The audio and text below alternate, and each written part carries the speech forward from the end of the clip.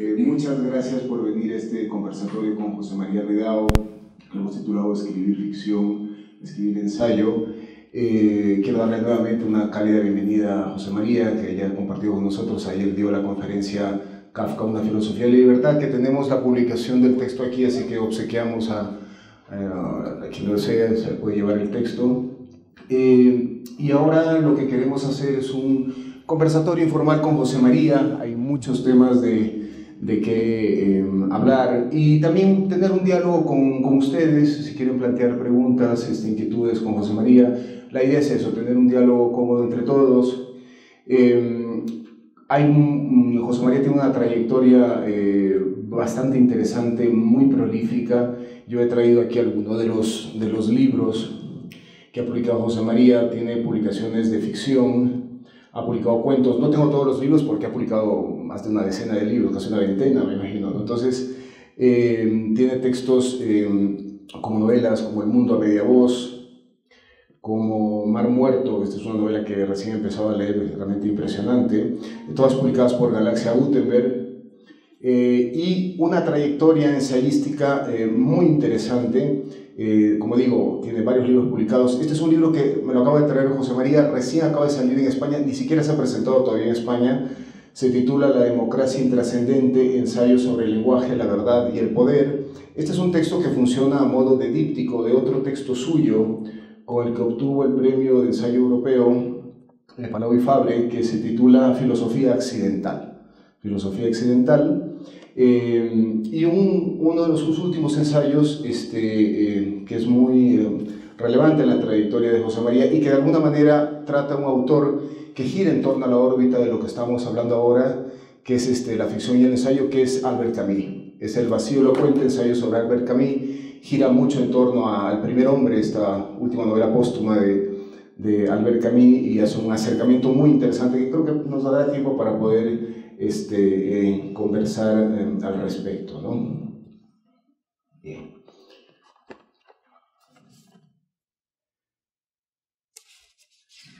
Bien,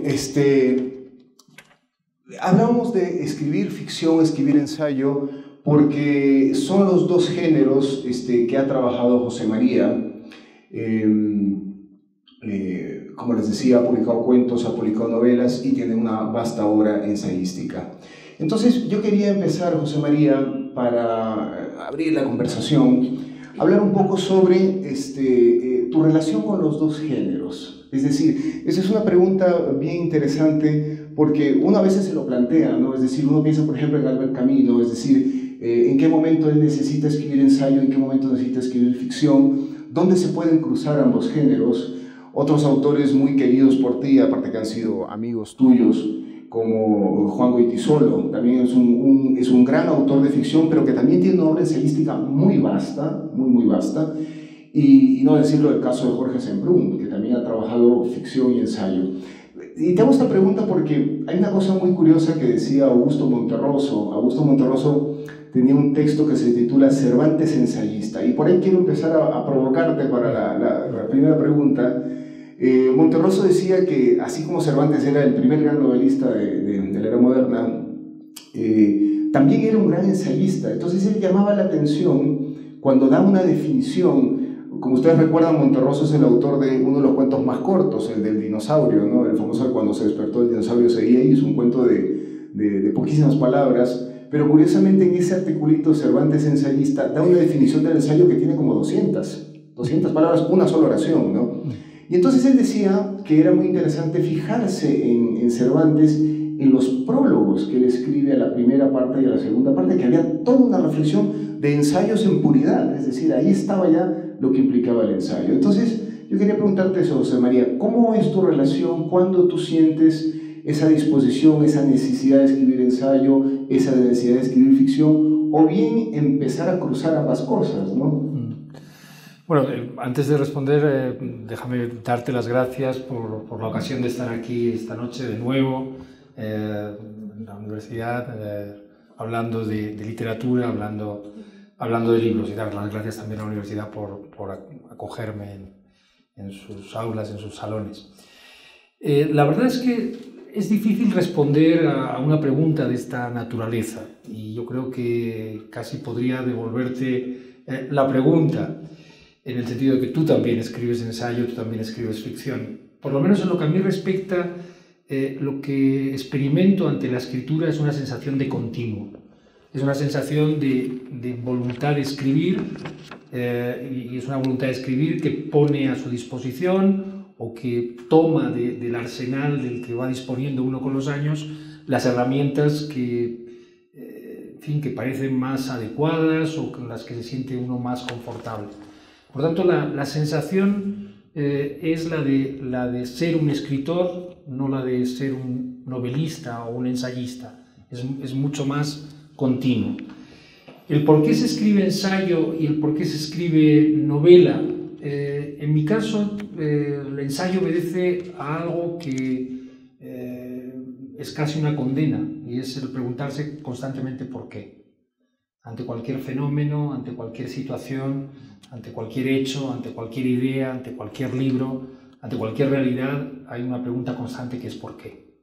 Y es un intento de responder por qué suceden las cosas, hacer una hipótesis de por qué eso está ahí.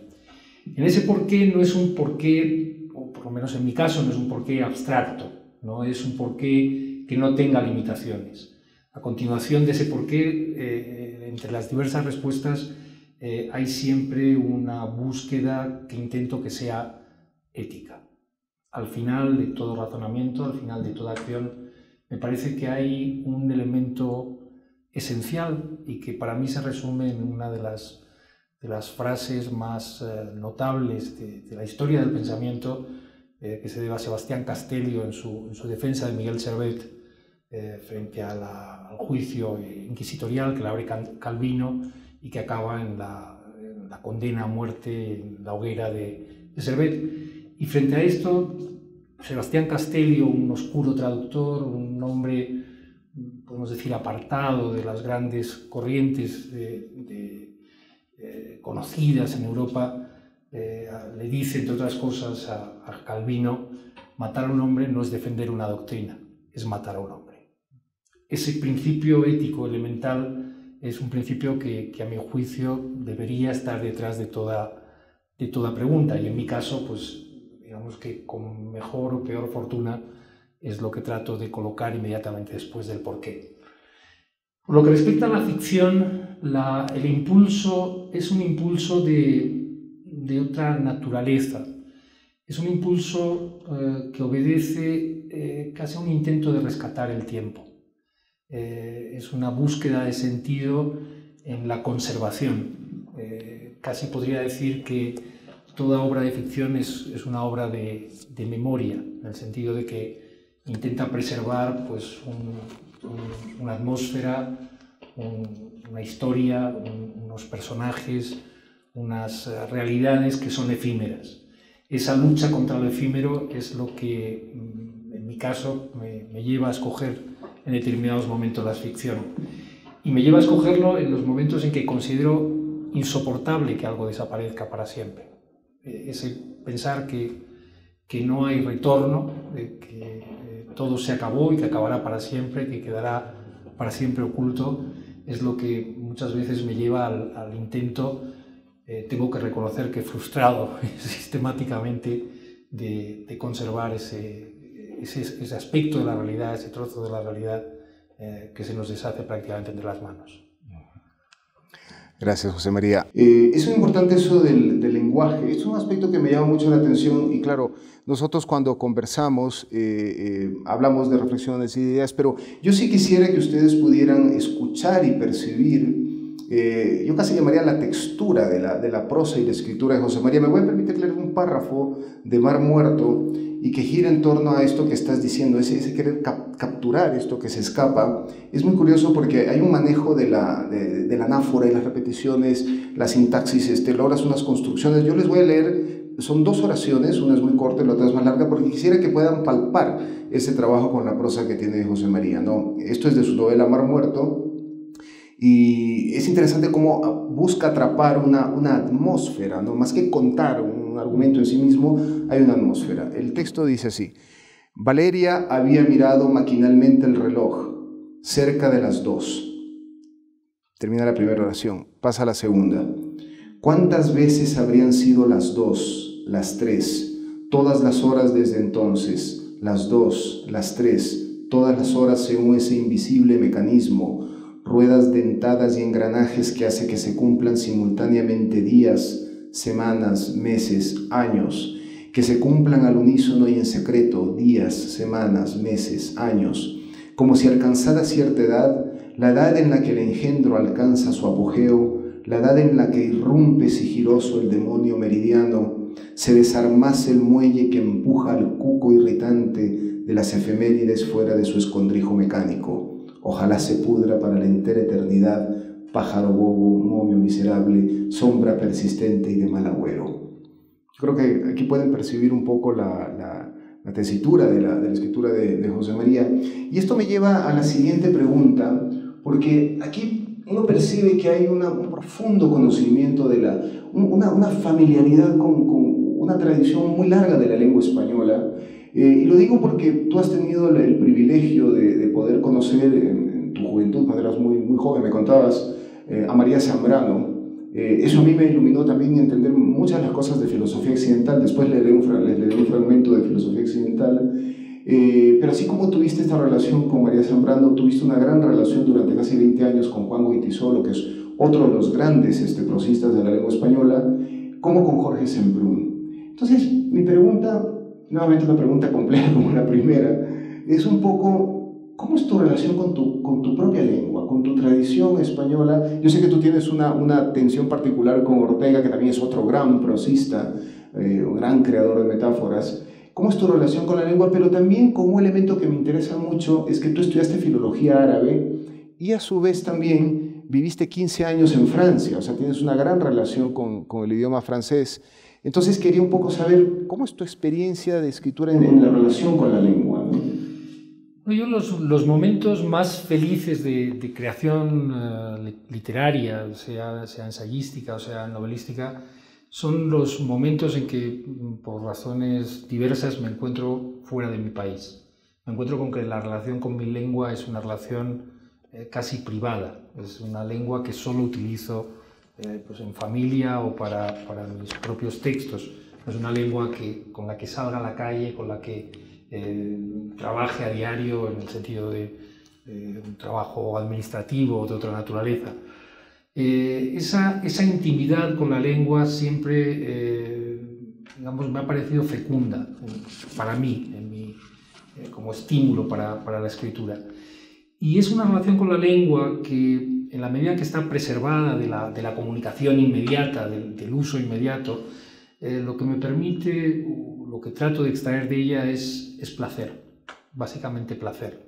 Soy yo el primero en sorprenderme muchas veces de la musicalidad que puede tener la lengua, de los significados que evoca una determinada manera de manejar la lengua, y digamos que al final de todo este proceso, lo que me gustaría conseguir, que no siempre obviamente consigo y uno siempre tiene la sensación de no haberlo logrado, es que la experiencia del lector se amplíe. Para mí, una de las grandes virtudes del arte en general, no solo de la literatura, es que ofrece al lector, ofrece al espectador la posibilidad de que su experiencia de la realidad sea más amplia. Nosotros tendríamos una realidad amputada si no tuviéramos la pintura de Goya, si no tuviéramos en fin, las obras literarias como El Quijote o tantas otras. Nuestra experiencia como seres humanos sería mucho más limitada. De la misma manera que consideramos que una persona que ha tenido ocasión de viajar por todo el mundo y de vivir experiencias extremas o no, pues es una persona más singularizada que si hubiera tenido una biografía estable, cotidiana, sometida a la rutina, pues creo que el arte lo que nos ofrece es esa construcción personal de la singularidad. Y, digamos, tanto como autor como lector, lo que me satisface y lo que intento es justamente esa ampliación de la experiencia, ese vivir algo que de otra manera no no vivirías. Una convocatoria de significados en la lengua, una musicalidad, una evocación de sensaciones que de otra manera no tendríamos. Y por tanto me parece que esa es la gran tarea del arte, que es ampliar la realidad de manera que la experiencia humana también se amplíe. Y en tu formación, ¿qué autores para ti fueron estimulantes para el trabajo en el ensayo? Es decir, porque sí me interesaría un poco ver esta como genealogía, es decir, ¿qué ensayistas a ti te iluminaron? ¿Qué prosistas te iluminaron? Yo sé que eres un gran admirador de Azaña, pero me gustaría saber un poco más tus antecedentes, es decir, ¿qué ensayistas a ti te lanzaron al reto de escribir ensayo, ¿no? Bueno, yo el primer ensayo que leí en mi vida fue un ensayo de Mark Twain. Fue una antología de textos que se titulaba Las tres R's. Fue ahí donde descubrí un uso de la prosa que no era un uso cotidiano, funcional, pero tampoco un uso para la ficción, sino era un uso completamente distinto de lo que yo había conocido hasta entonces. Era muy joven. Puedo decir que mis lecturas apenas pasarían de una decena de libros cuando cayó por un regalo familiar este libro en mis manos, y que conocía poco más allá de Stevenson o de Julio Verne o de estas lecturas infantiles y juveniles. Las tres R's de Mark Twain, y particularmente un monólogo del rey Leopoldo de Bélgica, que está incluido en ese volumen, que era una parodia del rey Leopoldo y una crítica a la colonización. Muchas veces he pensado que en germen no solo me animó a escribir ensayo, sino que marcó profundamente los temas a los que luego sentí proximidad. Tengo que decir que para mí Mark Twain sigue estando en el panteón de mis autores preferidos, de mis estímulos para el ensayo, a tal punto que ahora, viviendo en Washington, me ocurrió una cuestión muy llamativa. Fue que una revista española me preguntó cuáles eran los libros favoritos de mi biblioteca, y uno de los que citaba justamente era Las tres R's. Y les confesaba en ese artículo para la revista española pues que había encontrado en una librería de viejo la edición española, pero que nunca había encontrado la edición en inglés. Y bueno, cuando lo leí entonces no conocía la lengua inglesa, ahora pues y tenía mucho interés en poderlo leer en inglés. Para mi sorpresa, a las pocas semanas me llegó una carta con la edición inglesa de Las tres R's de Mark Twain, de alguien que había leído la revista en España y había encontrado ese libro también en una librería de viejo, y me lo hizo llegar, y lo agradecí infinitamente. Pero en fin, en cualquier caso, Mark Twain fue la semilla. A continuación, supongo que habría otros ensayos por medio, pero no lo recuerdo. Sí recuerdo la fascinación y el estímulo que supuso la obra de Juan Goytisolo.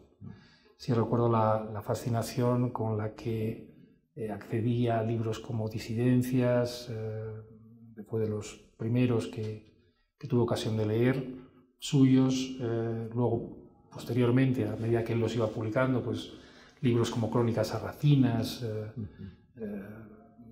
libros que en cualquier caso, pues El furgón de cola, por cierto, El furgón de cola, ahora que recuerdo, fue el primer libro de ensayo de Juan Goytisolo que leí, que además estaba prohibido en España en el momento que lo leí, y fue un familiar el que me lo trajo de París, de la famosa librería española de la Rue de Seine, donde se hizo con un ejemplar publicado por Ruedo Ibérico. En ese libro, El furgón de cola, hay un par de ensayos para mí esenciales en mi formación y en el estímulo para escribir ensayo. Uno de ellos es Tierras del Sur. El ensayo Tierras del Sur, recogido en El furgón de cola, significó algo muy determinante en mi formación, por algo tan elemental como que trataba de la zona, de la región de España de donde era originaria mi familia. Y por tanto descubrí que aquel paisaje de mis veranos, cuando volvía con mi familia al sur de España, a Almería, pues podía ser materia literaria. Fue un descubrimiento en ese momento pues insólito. Y hay otro ensayo que me parece, y lo he releído recientemente, me parece de una lucidez asombrosa en un escritor como Juan Goytisolo, y que demuestra la talla de Juan Goytisolo, que es el ensayo Examen de conciencia. En ese ensayo, Juan Goytisolo, hablando de la izquierda española, antifranquista, en la que él militaba y en la que había militado, hace una reconsideración diciendo: a la muerte de Franco no va a haber una revolución, desengañémonos. Va a haber una transición, va a haber una evolución hacia unas formas democráticas, y es en esas formas democráticas donde habrá que hacer valer nuestras ideas de justicia social, de igualdad, de progreso. Ese ensayo le costó a Juan Goytisolo el ostracismo, coincidiendo con la época en que Jorge Semprún y Fernando Claudín son expulsados del Partido Comunista de España por haber defendido tesis muy semejantes.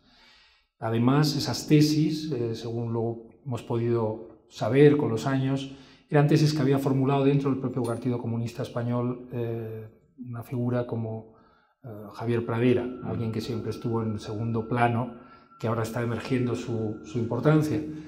Y fue solo a la muerte de Javier Pradera cuando en su despacho en el diario El País aparecen unas cartas que él había dirigido a un miembro del Comité Central, Federico Sánchez, que era el alias de seguridad que tenía Jorge Semprún, unas cartas en las que Javier Pradera le expresa las mismas ideas que Juan Goytisolo en Examen de conciencia. En ese momento ellos no habían hablado, no tenían noticia de que habían llegado a la misma conclusión, y en ese despacho, a la muerte de Javier, cuando se vacía, aparece también la respuesta de Jorge Semprún. Hay primero una respuesta muy formal, muy de miembro del Comité Central del Partido Comunista, que solo se diferencia de la ortodoxia más pura del Partido Comunista en que están maravillosamente bien escritas. Están escritas por un escritor como Jorge Semprún, pero en la doctrina de fondo pues es la doctrina oficial. La siguiente carta ya empieza a tener dudas, y los siguientes pasos de Jorge Semprún fueron exponer estas tesis en el Comité Central y, a consecuencia de ello, pues ser expulsado. Todo ese debate intelectual, porque hoy lo vemos como solamente político, pero en ese momento tenía una dimensión intelectual extraordinaria, pues fue también para mí importante en mi formación como ensayista, y lo fue en un sentido que iba más allá del contenido de las tesis o de las razones que alegaban unos u otros, y era la importancia de ser capaz de reconsiderar las propias creencias. Era la importancia de valorar en los demás el itinerario y no la foto fija. No se trataba de tener un santoral de figuras que nunca se equivocaron, que nunca defendieron causas que no se pueden defender, que nunca cometieron un error, sino que, digamos, habría que tributar una admiración adecuada a las personas que, habiendo sido humanos, habiéndose equivocado, eran capaces de iniciar esa marcha, de emprender ese itinerario para llegar una vez más a ese principio ético que me refería al principio. Que matar a un hombre, hacerlo sufrir, denigrarlo, insultarlo, no es defender una doctrina, es hacer todo eso con un hombre. Sí, todo lo que mencionas, esta relación, esta preocupación ética, esta preocupación política, a mí me resulta sumamente interesante, y bien que mencionas lo de la transición, porque a mí me llamó la atención lo que decía ayer en la conferencia, ¿no? Es decir, yo contaba que yo había vivido 20 años en España, y que me resultaba muy curioso que hay muchas Españas, pero hay una España, esta España que viene después de la transición, en el que hay como una visión cultural de la lengua donde parecería como que se quería olvidar ese pasado. Entonces todo entraba en un solo cajón, ese pasado que estaba muy asociado con Franco, y que era un pasado que podía llegar hasta el siglo de oro, es decir, la España castiza. Y me resulta interesante el caso, por ejemplo, de Juan Goytisolo, y tu caso también, es decir, porque tú no te privas de ninguna fuente, o sea, y no puedes mirar algo muy contemporáneo. Yo sé que te está interesando mucho la ciencia, hablabas ayer sobre la mecánica cuántica, pero también eres un lector de los clásicos españoles, ¿no? Tu ensayo sobre la regenta en Elogio de la Imperfección es una maravilla, es una lectura de la interpretación de la novela, que ya quiero volver a eso, ¿no? Pero te señalo esto porque también ahí tú haces un comentario sobre Juan Goytisolo. Juan Goytisolo fue un autor sumamente curioso que mientras más moderno se volvía este último Goytisolo, bueno, no, de mediados de su obra, se volvía más vanguardista mientras más se vinculaba con la tradición española, ¿no? O sea, trato de un poco de perfilar esta pregunta en el sentido que parecería que hubo una España, no toda obviamente, que se quería olvidar de esta tradición de la lengua, ¿no? Y es algo que viene también del siglo de oro, cuando tú hablas de ese matiz en el cual uno puede cuestionar las propias convicciones. Yo me acuerdo, por ejemplo, los dos prólogos que tiene el Guzmán de Alfarache, de Mateo Alemán, donde un prólogo se dirige al público culto y otro al público vulgar, ¿no? Entonces, en el mejor sentido de la palabra, del vulgo, ¿no? Y esa cosa del siglo de oro me parece una maravilla, esta extrema ambigüedad, esta conciencia de las distintas posibilidades de lectura, ¿no? Entonces, mi interrogación, mi curiosidad, es un poco esa libertad del ensayista, que no está haciendo un tratado, que no está haciendo una investigación científica, sino que pasea por los saberes y que toma aquello que ilumina eso que está trabajando. Entonces te lo digo porque yo veo que tú formas parte de una tradición privilegiada en la cultura española que se considera muy europea, que no está preocupada que no es esta España que quería desesperadamente entrar en la riqueza del bienestar europeo, sino que es una España que sigue dialogando con una tradición, pero que a su vez también genera una cierta resistencia dentro de la misma España. Es decir, hay personas que no quieren saber de Unamuno, que no quieren saber de María Zambrano, que no quieren saber de Ortega. Bueno, independiente de tu debate con Ortega sobre lo que me gustaría preguntarte. Entonces, en esta relación, esta tradición, ¿cómo ves tú la cultura española? Ahora que han pasado ya tantos años, que tú has vivido toda la época de toda esa transición tan problemática que estás diciendo, ¿cómo crees que está ahora la situación en España? Bueno, es una pregunta, como todas las de esta tarde, de extraordinaria profundidad. Yo creo que la cultura española participa un poco del fenómeno cultural general que se caracteriza por un rasgo en ocasiones dramático, que es la banalidad. A nadie se nos fuerza, ni en España ni en ningún sitio, a decir tonterías, pero sí se nos obliga de alguna manera a hablar de tonterías. Tenemos que estar perdiendo el tiempo hablando pues, de algunos dirigentes que son verdaderamente extravagantes, cuyas opiniones son puros caprichos, y todo esto nos está arrebatando tiempo, nos está arrebatando esfuerzos para dedicarnos a las preguntas esenciales. Nosotros, como cualquier otro ser humano en la historia, estamos obligados a hacernos las mismas preguntas trascendentales. ¿Qué es la justicia? ¿Cómo alcanzar la libertad? ¿Cómo ser iguales? ¿Cómo tener un comportamiento ético entre nosotros? Estamos obligados a hacernos estas preguntas. Y sin embargo, lo que ocurre es que estamos preguntándonos si un presidente que ha tenido un affair con una actriz de películas debe seguir o no debe seguir, o si los tweets que envía deben ser tenidos en cuenta y se consideran política exterior o no, o cualquier otro asunto. No quiero entrar en más detalle, creo que todos sabemos a qué nos estamos refiriendo. Esos debates no son letales desde el punto de vista intelectual porque traten de temas que pueden llevarnos a la catástrofe. Son letales porque nos están impidiendo hacernos las grandes preguntas. Y España, la cultura española, en gran medida, y como no podía ser de otra manera, participa de eso. Y se caracteriza, como se caracteriza en muchas otras partes, pues por ese fenómeno.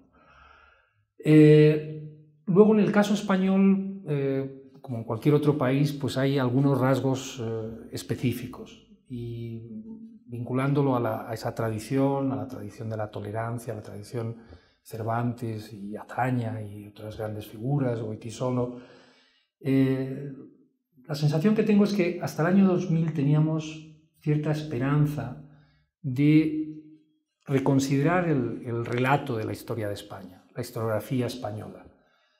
Quizá les pueda parecer un poco sorprendente, pero España no tuvo el imperio. el imperio de los Habsburgo fue gobernado desde Castilla.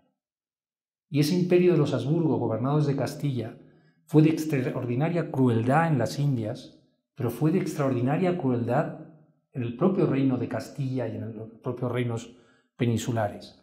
Al mismo tiempo que sometía a los indios en las Indias, estaba llevando a los conversos a las hogueras. Por tanto, me parece que hacer un debate sobre España, y América, como ha ocurrido recientemente, pedirnos perdón a quienes no cometimos ningún delito, a quienes nunca padecieron ese delito, pues me parece que es una vía ideologizada que no lleva a ningún sitio. La reflexión importante es sobre el poder, es una reflexión sobre el poder autoritario.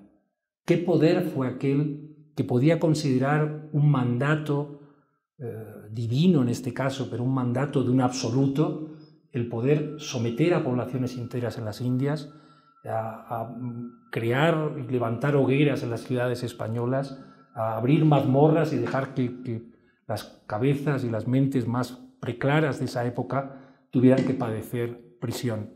Esa es la reflexión que nos mostraría un itinerario en una fotografía fija. Y de algún modo, en España, gracias a la obra de Américo Castro, de Vicente Llorens, de Juan Goytisolo, y quienes de algún modo intentamos beber de ellos y intentar seguir en su tarea, pues hubo una cierta esperanza hasta el año 2000, más o menos. Yo digo el año 2000 porque yo recuerdo aquellos años como años en los que un debate sobre la historiografía española podía convocar a centenares de personas pues en el Círculo de Bellas Artes de Madrid o en cualquier otro sitio. Esa posición fue perdiendo fuerza y que lo que nos fuimos encontrando fue como consecuencia del terrorismo nacionalista por un lado, más tarde multiplicado por el terrorismo islamista.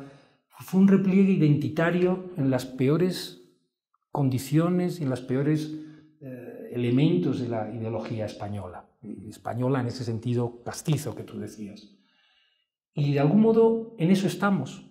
Y frente a eso no ponemos una vez más las preguntas esenciales, sino lo que hacemos es conformarnos con la banalidad, conformarnos pues, en el ámbito de la literatura y con todas las excepciones que todos ustedes conocerán y habrán leído y habrán gozado, como nosotros mismos hemos gozado de ellas. Nos encontramos con novelas cuyo valor es que nos cuentan una historieta, no es que nos suscitan un problema, no, nos cuentan una historieta. Nos encontramos con ensayos que lo que hacen es elevar la más rabiosa actualidad en fin, a objeto de consumo inmediato y de inmediato olvido. En ese sentido, y un poco enlazando con el principio de tu pregunta y de tu explicación de la pregunta, no hay que confundir la actualidad con la modernidad, o la actualidad con lo moderno. Moderno, a mi juicio, es aquello que mantiene permanentemente la distancia crítica con lo que le toca vivir. Es casi una constante. Es alguien que se pregunta frente a esa realidad sin dejarse embaucar por ella. Lo contemporáneo es sencillamente lo que está junto a nosotros. Para ilustrar un poco esta idea, y por eso la portada de este libro, La democracia intrascendente, pedí al editor que la pusiera, y ahí es donde yo veo la modernidad. Es una señora anciana, ojalá puedan verla, es una señora de cierta edad, vestida de una manera pues muy de modé ya para esa época, que cuando todo el mundo está subido en un banco para ver un desfile, ella está sentada para descansar mirando en dirección contraria. Y lo más bonito de la fotografía es el título, que es Not Interested. Bueno, pues un poco, digamos, frente a la actualidad, I am not interested. Frente a la modernidad, creo que hay que preguntarse constantemente por qué. ¿Y eso te llevó de alguna manera a escribir filosofía occidental? Porque este es un libro, y me voy a tomar un tiempo porque quiero leerles otro fragmento de la prosa de José María. Este es un libro donde tú empiezas haciendo justamente una crítica de la banalización. y de la urgencia de que a veces desmentir la banalización es repetir la misma banalización y que hay que ir por otro lado. Entonces tú haces una operación muy curiosa en este libro. Aquí se produce un elevamiento de tu prosa a algunos niveles realmente impresionantes. Es un libro, queríamos ver si teníamos los libros aquí, pero no llegaron, pero este libro lo pueden conseguir en Kindle, está en Amazon. Les recomiendo leerlo en la edición porque es impecable. Y esta reflexión que tú haces, curiosamente, tú que has sido tan crítico en tu libro contra la historia, con ciertos mitos españoles, que has sido muy crítico con muchas cosas, ¿no? Aquí pasas a un plano de reflexión bastante interesante donde empiezas a criticar justamente estos absolutos. Ya un poco te desprendes de la contingencia histórica de algunas cosas y haces una reflexión de una gran abstracción. Les leo, este es el segundo capítulo, el libro se llama El absoluto y la verdad, el libro es Filosofía Accidental. El clamor de victoria con el que el hombre celebra el hallazgo de la verdad es la única verdad que permanece, porque el clamor de la victoria es a fin de cuentas la única verdad. La verdad que se busca y que regularmente se declara averiguada es tan efímera al trasluz de los siglos como los monarcas ordenados según el linaje de cifras romanas de una dinastía, que se mantienen en el trono uncido a la rueda del tiempo, mientras la frágil biología del hombre les acompaña y las buenas cosechas arrullan el sueño del coloso de la revuelta, absteniéndose de saciar la voracidad de la historia con la carnaza tautológica de una fecha histórica. Que quede claro cuanto antes, la búsqueda no es búsqueda, es farsa. La farsa que Nietzsche ilustra a través de la imagen del hombre que esconde algo en una zarza y, a continuación, se pone a buscarlo para declararlo verdad cuando lo encuentra. La farsa, la metáfora de la búsqueda de la verdad, seduce a partir de un artificio exuberante, pero del mismo modo que otros artificios igualmente vistosos, como comparar a Dios con un motor, los acontecimientos del pasado con las páginas de un libro o la eternidad con las arenas de una playa donde cada grano es un milenio, sirve al propósito de atraer la atención hacia el envoltorio metafórico mientras se maniobra con la sustancia metaforizada, ocultándola bajo las apariencias. Punto aparte. La sustancia metaforizada que la metáfora de la búsqueda de la verdad oculta no es el universo a oscuras donde el hombre palpa el vacío a la espera de realizar el prodigio de reconocer la verdad en algo que previamente no conoce, sino la categórica afirmación de que la verdad no es inmediatamente accesible al hombre. Y podría seguir leyéndoles porque es absolutamente envolvente esta prosa. Hay momentos en que tienes una fluidez maravillosa, una densidad. Hay momentos que yo recuerdo a María Zambrano, ¿no? Pero lo que quiero señalar aquí es esto que tú estás señalando, esta crítica que tienes acaso sobre el tema de los absolutos, se vuelve de una actualidad mundial, porque tenemos justamente ese problema en distintos países, en distintas regiones, estos absolutos. Fíjate tú, cuando tú hablabas del tema de... Yo me acordé, cuando hablamos del poder totalitario, nosotros tuvimos un presidente acá que hizo un oxímoron escabroso, decía, hablaba de la majestad presidencial. O sea, ¿cómo puede haber una majestad presidencial? O sea, si es presidente de una democracia, una majestad presidencial, un ego desbocado, justamente para llevarlo a un absoluto. O sea, vivimos una época fracturada por un discurso fanático que todo lo polariza, y tú reivindicas ese matiz, ese punto de encuentro, y que tú, como lo haces en Filosofía Accidental, es un recorrido donde ya elevas a una reflexión filosófica. Yo me acuerdo que Jordi Gracia hablaba de tus rutas, ¿no? Él decía, José María Ridao tiene una ruta histórica en tu primera etapa, una ruta viajera, eres un gran viajero, la ruta literaria, la ruta ensayística, y ahí reivindicaba la ruta filosófica y elogiaba mucho tu libro, ¿no? O sea, ese paso, esa reflexión filosófica, ¿cómo ocurrió? Y también cuéntanos un poco ese paso a esta prosa tan apabullante, que es una escalada increíble, uno no puede soltar el libro, ¿no? Bueno, son varios los estímulos. Primero, muchas gracias por tus juicios. Me siento abrumado con los juicios sobre Filosofía Accidental, que lo único que puedo confirmar es que sí siento que fue un antes y un después en mi manera de escribir, en mi manera de aproximarme a la escritura. Los estímulos de este libro son múltiples. Les decía antes que en el año 2000 fracasa el intento de contar la historia de España y en su relación con América Latina, o en su relación con el mundo musulmán o con el pasado musulmán, de otra manera. Yo la sensación que tengo en ese momento es de fracaso. Intentamos, no lo conseguimos, el fanatismo de los terroristas produjo un repliegue identitario en torno a valores que digamos, eran imposibles de defender desde las posiciones que queríamos nosotros mantener. Entonces hay una primera sensación de fracaso. Esa sensación de fracaso yo no la viví como decepción o como amargura personal. Al contrario, la viví como una profunda liberación. Había intentado, quizá parezca pretencioso, pero dar lo mejor que podía a mi país.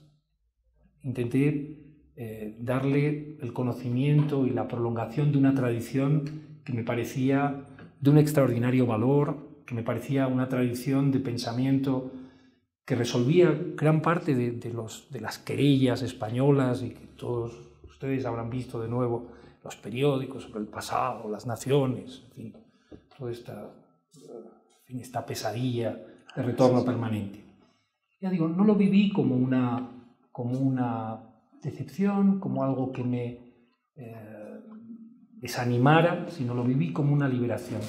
Ahora podía escribir aquello que sencillamente sentía el impulso y el deseo de escribir.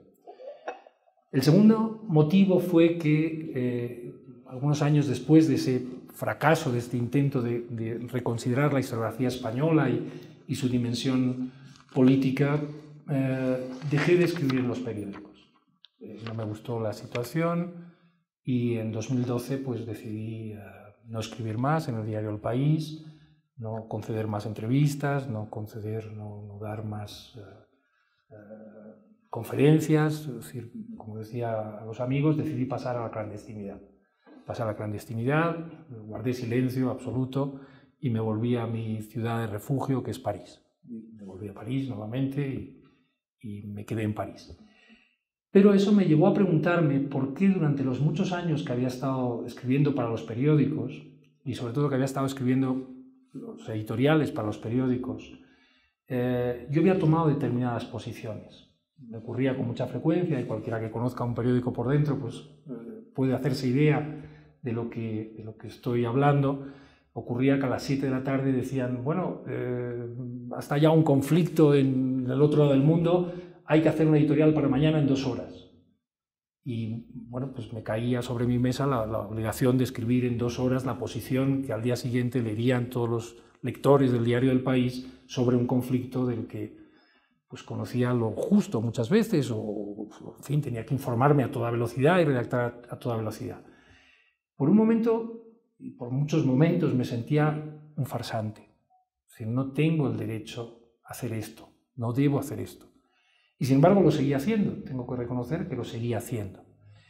Y la necesidad de responderme a por qué lo hice, y sobre todo, por qué mantuve determinadas posiciones y no otras, me llevó en una escalada, como pudiéramos decir, retroactiva, a preguntarme cuestiones cada vez más decisivas, cuestiones más vinculadas a mis propias convicciones profundas, a mi propia biografía, y me llevó a la filosofía. Siempre había sido un lector interesado en la filosofía, pero digamos no había sido un lector metódico. Eso me llevó, esa interrogación a por qué había mantenido determinadas posiciones, me llevó a una lectura metódica de la filosofía. Y, por tanto, pues empecé a leer de manera rigurosa autores que había leído, autores que no había leído, a colmar ya lagunas, y fue una especie de monacato en mi ciudad de refugio, París, donde pues, en cuanto acababa mi trabajo en el despacho, pues me encerraba en casa y no salía hasta el día siguiente dedicado a ver mis libros de filosofía.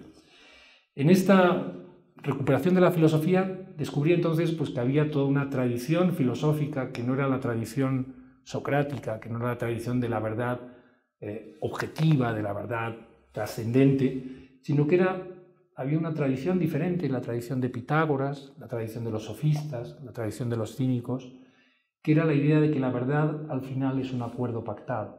un acuerdo entre personas, es un acuerdo consagrado.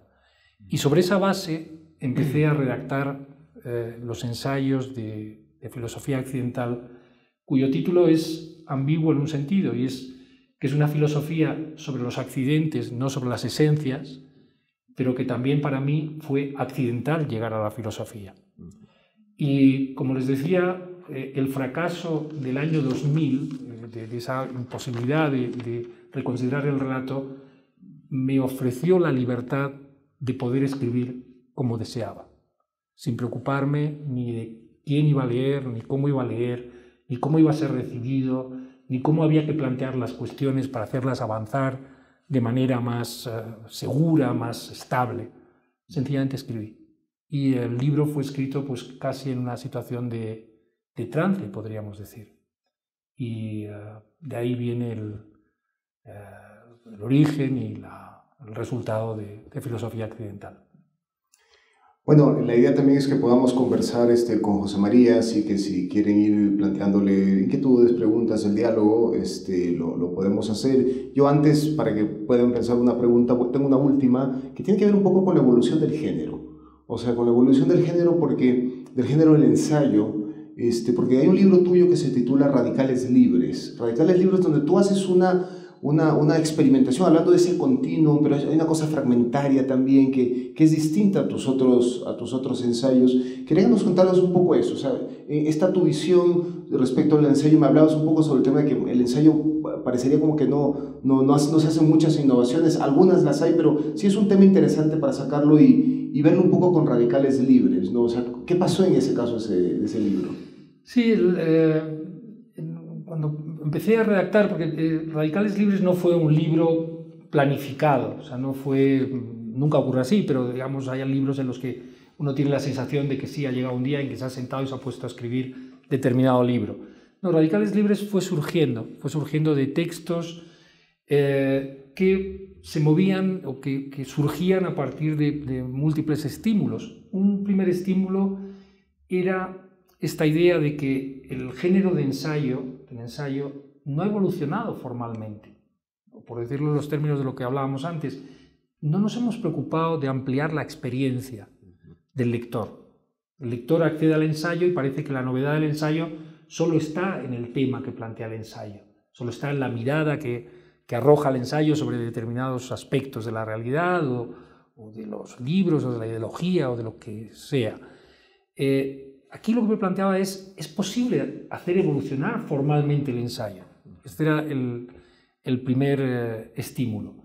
Y el segundo estímulo tenía que ver con esa dicotomía del principio entre ficción y ensayo. Y es, personalmente, cuando escribo ensayo tengo la sensación de que no he salvado el mundo que he conocido de ese olvido inexorable. Pero cuando intento a través de la ficción salvar el olvido inexorable de ese mundo que conozco, me da la sensación de que es insolvente desde el punto de vista intelectual. Por tanto, en esa reconsideración formal del ensayo, me pregunté, ¿habría lugar para ambas cosas simultáneamente? Y como resultado de esta doble tensión, pues fue un libro que escribí, reescribí, hasta encontrar la manera tanto formal como temática para escribirlo. Es un libro que casi podríamos decir que es musical. Es un libro que a medida que crecía yo iba notando que faltaban notas, que había un hiato y que había que llenar, y que había que llenar en múltiples sentidos, en sentido cronológico, para que hubiera un continuo cronológico, en sentido temático, para que ningún aspecto de las realidades que me interesaban quedara poco representado en el libro, y por supuesto también me interesaba mucho el que hubiera una pluralidad de puntos de vista. Entonces es un libro en el que se incorporan desde una distancia, digamos, que no dé lugar a confusiones, de que el autor irrumpe en medio del texto, pero que da cuenta pues, de conversaciones, de viajes. Es un libro que arranca con un viaje a Egipto y las ventas de Baratijas al lado del templo de Komombo, y cómo es muy distinto ir por Egipto o por cualquier otro destino de esta naturaleza pues con una guía de viajero o sin una guía de viajero. Entonces dije, bueno, pues lo que voy a intentar en este libro es ir sin guía de viajero, es a partir de los estímulos más variados. Entonces, bueno, pues arranca con Komombo, pero hay viajes, hay visitas a casas ocupas en Berlín, hay reflexiones sobre obras que me han interesado, hay conversaciones con Jan Starobinsky o con Svetan Todorov, hay impresiones sobre encuentros, sobre ciudades, y todo ello, como digo, en un continuo que lo que pretendía es que diera la sensación de unidad. No podía ser una colección de fragmentos uno detrás de otro, tenía que ser una partitura musical bien articulada. Posteriormente me di cuenta que, aunque debo reconocerlo modestamente, quedé satisfecho con el resultado del libro, me di cuenta que la fórmula que utilicé no se puede prolongar. No podía repetirme y hacer algo semejante cambiando los temas. Y por fortuna vino a salvarme de esto Filosofía Accidental. Fue el libro que me permitió, de algún modo, regresando a una fórmula más clásica de ensayo de lo que es Radicales Libres, pues sí abordarlo a través de una exuberancia conceptual y lingüística en la prosa, pues que intentar introducir cierta novedad en la experiencia del lector. Pero y en tu crítica esa del ensayo estancado, ¿estás pensando en función de la tradición española, en lengua española?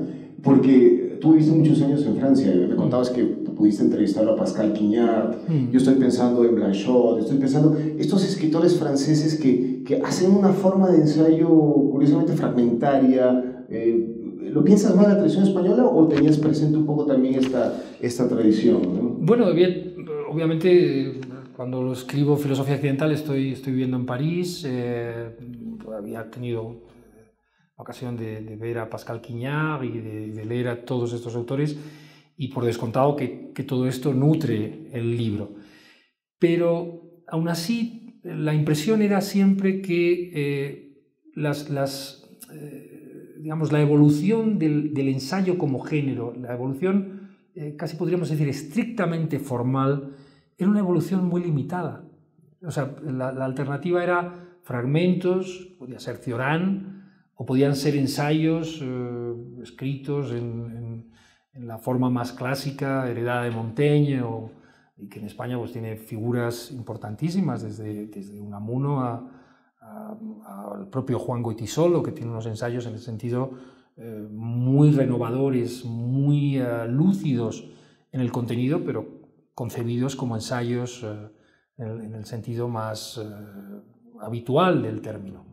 Mi desafío era otro, mi desafío era cómo introducir cambios en esa forma sin al mismo tiempo provocar en fin, equívocos en cuanto a las ideas que se manejan. Porque es cierto que hay en la propia tradición española, autores del 98, Ramón Gómez de la Serna, que hay una manera de revolucionar el ensayo que para mí ha tenido el problema de no ser conscientes de la responsabilidad que se contrae poniendo en circulación determinadas ideas. Por descontado, el escritor no es culpable del uso que se hace de sus ideas, pero sí hay ideas que podemos percibir claramente que pueden ser mal usadas. Y me pregunto hasta qué punto la voluntad de renovar formalmente el ensayo puede hacerse a costa de disminuir ese compromiso ético al final. Y esas dificultades fueron las que como digo, me llevaron a ese replanteamiento del ensayo en Radicales Libres. Con o sin resultado, pues no sé yo qué. Un excelente resultado. Yo creo que nos vamos a llevar varias lecturas aquí de José María. Pues gracias a ti, José María, por esta diferencia con nosotros.